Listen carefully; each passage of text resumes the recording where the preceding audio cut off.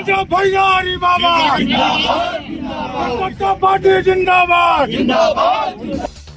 उत्तर प्रदेश से बड़ी खबर है, जहां प्रतापगढ़ की धरती से जन्मी जनसत्ता दल लोकतांत्रिक पार्टी को चुनाव आयोग की ओर से एक बड़ी सौगात मिली है।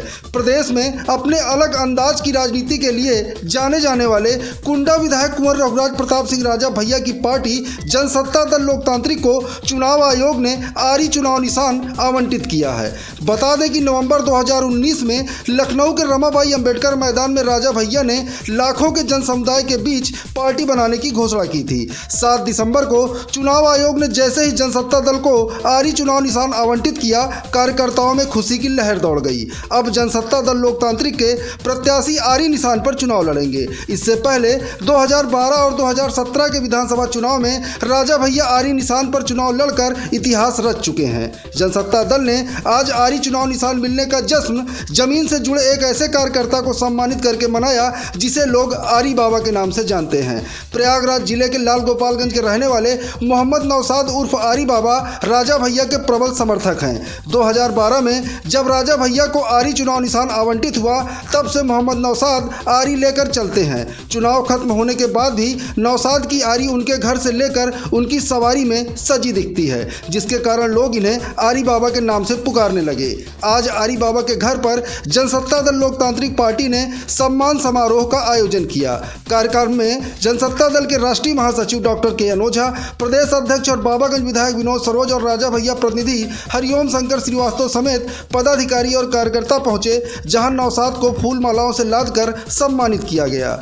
इस दौरान सैकड़ों लोगों का जन समुदाय भी उपस्थित था, जिसे संबोधित करते हुए डॉक्टर के.एन. ओझा ने कहा कि यह जनसत्ता दल लोकतांत्रिक एक पार्टी नहीं बल्कि परिवार है। यहाँ कोई कार्यकर्ता छोटा या बड़ा नहीं, बल्कि सभी एक परिवार के सदस्य हैं। मोहम्मद नौसाद समेत इस परिवार के लाखों सदस्यों की आरी निशान के प्रति जो चाहत थी, उसे आज ऊपर वाले ने सुनी और राजा भैया परिवार को उसका पसंदीदा चुनाव निशान आयोग ने आवंटित किया।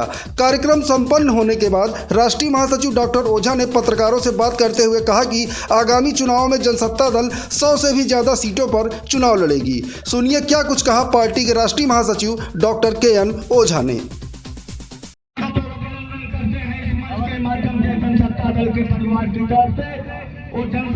एक्चुअली आरी हमारा 2012 में भी मिला था, और जो 2012 में आरी चुनाव मिला था और बहुत बड़ी जीत हुई थी आदरणीय विनोद सरोज जी की, आदरणीय राजा भैया की।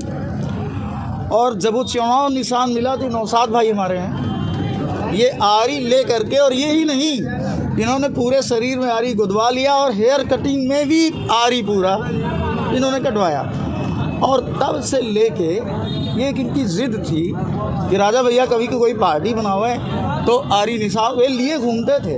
राजा भैया जिंदाबाद बोलते रहते थे, अपना काम करते रहते थे और आरी हमेशा लिए रहते थे। और ये आरी मांगा गया और कंटेस्ट बहुत बड़ा था, लेकिन लोगों की दुआएं, जनता की दुआएं, राजा के चाहने वालों की दुआएं, उनके सेवा नीति का जो फल है, ईश्वर ने उस फल को दिया और आरी अलाट हो गया। ये है आरी की संक्षिप्त कहानी। 2022 का चुनाव आ रहा है जी, कितनी पार्टी पर जनसत्ता दल चुनाव लड़ने जा रहे हैं?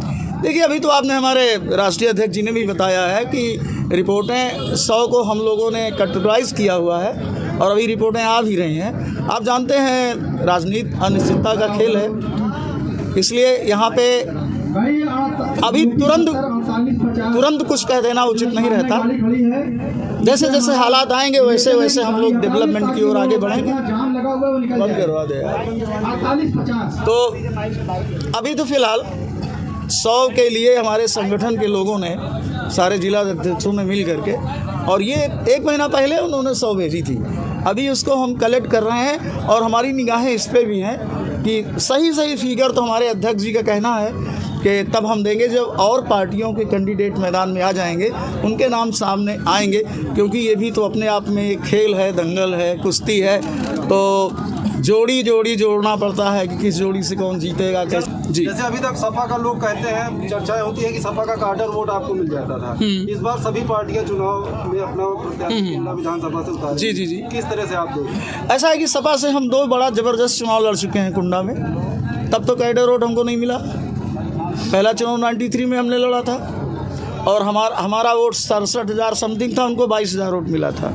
उसके बाद दूसरा चुनाव 2002 में हमने लड़ा था, 6,700 वोट समाजवादी पार्टी को मिला था और 1 लाख के लगभग आदरणीय राजा भैया को चुनाव मिला था।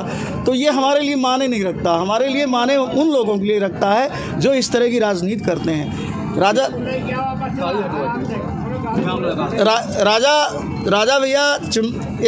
भैया परिवार है, परिवार के सारे लोग चुनाव लड़ते हैं, परिवार के सारे लोग हैं।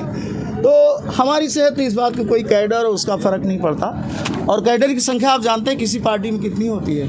वाईएसपी के एक मंत्री ने आपकी पार्टी को एक जिले और एक विधानसभा की पार्टी कहा, क्या कहेंगे? अभी मैंने अपने संबोधन में एक्सीडेंटल विधायक का 100, 200, 500, 250 वोट से जीतने वालों को मैं विधायक नहीं मानता। कोई मंत्री तो कोई बना दिया जाता है। एक और भी आया था ना, पता नहीं कौन सा राज्य दर्जा प्राप्त हो, मंत्री बन जाना आज के ज़माने में मेरिट नहीं रह गई, मेरिट पे मंत्री बन नहीं रहे हैं। अगर कोई मेरिटोरियस आदमी हो तो उसका हम जवाब दें। ऐसे लोगों को जवाब दे करके हम अपनी बात क्यों ख़राब करेंगे? क्योंकि जब उन्होंने कहा था कि कोई जनसत्ता दल पार्टी, उसी चुनाव को हमने इतने दौड़ा के जीता था। भारतीय जनता पार्टी को 3 वोट मिले थे, समाजवादी पार्टी को 6 वोट मिले थे। आप कल्पना कर लो, हम लोग प्रैक्टिकल देने में विश्वास करते हैं और मुँह ज़बानी कुछ बोलना ये अच्छी बात नहीं।